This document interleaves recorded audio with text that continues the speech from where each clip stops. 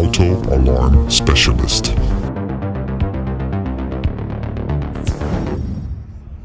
Okay, this is on a Ford Escape. We end up doing for the customer, we end up installing the glass sensor, shock sensor for the vehicle to upgrade the factory alarm system.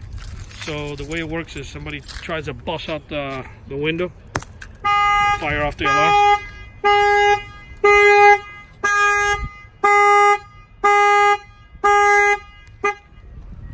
So now that the alarm went off, if you have the Uconnect and you're paying for the subscription, you'll get the text message that the factory alarm is going off. So that's a nice little package there.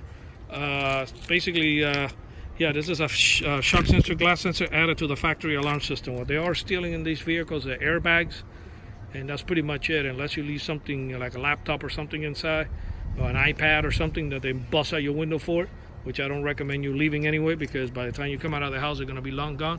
But yeah, this is the shock sensor add-on to the factory alarms. We do have mobile service. Our numbers are 305-298-4814. That's 305-298-4814.